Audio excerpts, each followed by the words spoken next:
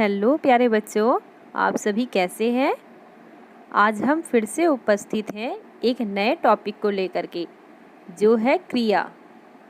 आज इस वीडियो में हम क्रिया की परिभाषा, उसके भेद और अनेक उदाहरण जानेंगे। उससे पहले बच्चों, अगर आपने मेरे चैनल को सब्सक्राइब नहीं किया है तो नीचे बेल आइकन में क्लिक करके जल्दी से सब्सक्राइब कर लें, जिससे आप कोई भी इम्पॉर्टेंट वीडियो मिस ना करें। आइए अब हम क्रिया के बारे में समझते हैं। सबसे पहले हम इसकी परिभाषा देख लेते हैं। जिस शब्द या शब्द समूह के द्वारा किसी कार्य के होने अथवा किए जाने का बोध हो, उसे क्रिया कहते हैं। दिए गए परिभाषा से बच्चों हमें समझ में आ जाता है कि जिस भी शब्द से हमें काम के होने या करने का पता चलता है, उसे हम क्रिया कहते हैं। आइए बच्चों, इसे कुछ उदाहरण के माध्यम से समझते हैं। राकेश गाना गाता है, मोहन पुस्तक पढ़ता है, मनोरमा नाचती है, मानव धीरे धीरे चलता है, घोड़ा बहुत तेज दौड़ता है। बच्चों, आगे इस उदाहरणों को समझने की कोशिश करते हैं। दिए गए वाक्यों में गाता है, पढ़ता है, नाचती है, दौड़ता है, चलता है आदि शब्द किसी काम के होने का बोध करा रहे हैं, अतः यह क्रिया कहलाएंगे। बच्चों, तो आप समझ गए होंगे, क्रिया वे शब्द होते हैं जो किसी काम के होने या करने का बोध कराते हैं। क्रिया समझने से पहले आपको कर्ता, कर्म और क्रिया तीनों की पहचान होना आवश्यक है। वाक्य में कर्ता, क्रिया और कर्म तीनों होते हैं बच्चों। आइए हम समझने की कोशिश करते हैं कि कर्ता, क्रिया और कर्म क्या है। उदाहरण देखिए बच्चों, राम ने रावण को मारा। यहाँ रावण को कर्म है। अब यह कर्म क्यों है? वह वस्तु या व्यक्ति जिस पर वाक्य में की गई क्रिया का प्रभाव पड़ता है, वह कर्म कहलाता है। आगे एक तालिका दी गई है बच्चों, उसके माध्यम से हम कर्ता, क्रिया और कर्म को समझेंगे। मनीष भोजन कर रहा है। यहाँ पर मनीष कर्ता है, भोजन कर्म है और क्रिया कर रहा है। रानी नृत्य कर रही है। यहाँ पर रानी कर्ता है, नृत्य कर्म है और कर रही है क्रिया है। अब इसको थोड़े अच्छे से समझने की कोशिश करते हैं। मनीष करता है क्योंकि वाक्य में काम जो कर रहा है वह मनीष है। मतलब क्रिया को जो वाक्य में करता है वही कर्ता कहलाता है। कर रहा है क्रिया है, क्योंकि हमने परिभाषा में ही पढ़ा था, काम के होने के बारे में ये शब्द हमें बता रहे हैं। और भोजन कर्म है, क्योंकि कर रहा है इसका प्रभाव सीधा भोजन पर पड़ रहा है। अगर भोजन किया जा रहा है तो भोजन कम हो रहा है, खत्म हो रहा है। मतलब इसका सीधा प्रभाव कर्म यानी भोजन पर पड़ रहा है, इसीलिए यह कर्म है।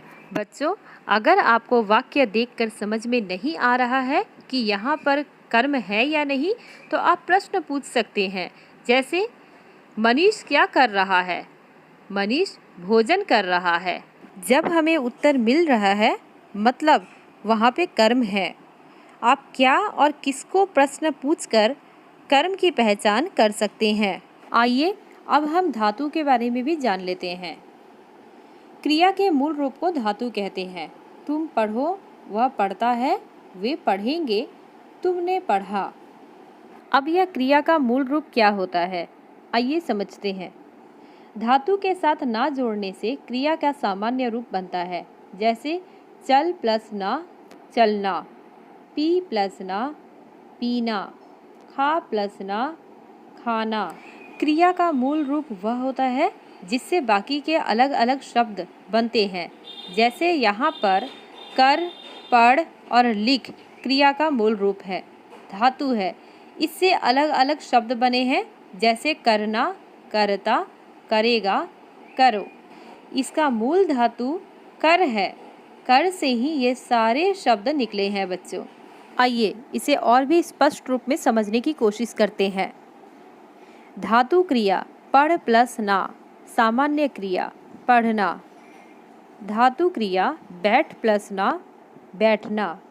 लिख प्लस ना, लिखना। उठ प्लस ना, उठना।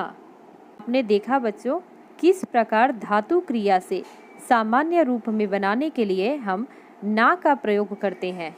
आइए अब हम क्रिया के कितने भेद हैं और वे कौन से हैं उसे समझते हैं। क्रिया के दो भेद होते हैं बच्चों, अकर्मक क्रिया और सकर्मक क्रिया। इसे एक एक कर समझ लेते हैं।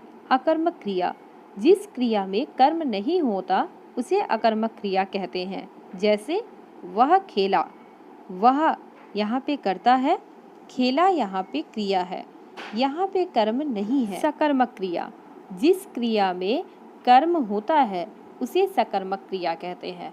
वह फुटबॉल खेला, यहाँ पर वह कर्ता है, खेला क्रिया है और खेलने का प्रभाव फुटबॉल पर पड़ा, इसीलिए फुटबॉल आपका कर्म है। बच्चों एक और तरह से आप इसको आसानी से याद रख सकते हैं। अकर्मक, अ मतलब बिना, कर्म मतलब कर्म, बिना कर्म के। और सकर्मक, स मतलब सहित और कर्म मतलब कर्म, कर्म के साथ। मतलब यहाँ पे क्रिया को दो भागों में बांटा गया है, जहाँ पे एक में कर्म होता है जिसे सकर्मक कहते हैं और दूसरे में कर्म रहित होता है, यहाँ पे कर्म नहीं पाया जाता, इसीलिए इसे अकर्मक कहते हैं। आइए इसे थोड़ा स्पष्ट रूप में समझ जाते हैं। जिस वाक्य में क्रिया को कर्म की आवश्यकता नहीं होती तथा जिस वाक्य में क्रिया का कोई कर्म नहीं होता उसे अकर्मक क्रिया कहते हैं। आइए उदाहरण के माध्यम से इसको समझते हैं। दादाजी टहलते हैं।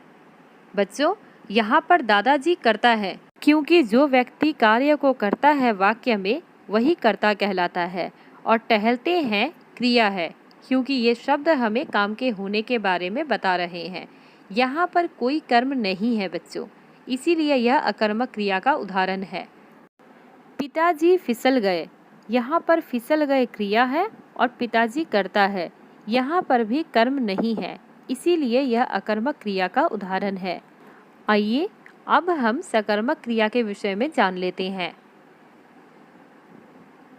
सकर्मक क्रिया, जिस वाक्य की क्रिया को कर्म की जरूरत होती है अथवा जिस वाक्य की क्रिया का कोई कर्म होता है उसे सकर्मक क्रिया कहते हैं। उदाहरण से इसे हम समझते हैं। दादी जी लड्डू बना रही हैं, सुलेखा गीत गा रही है।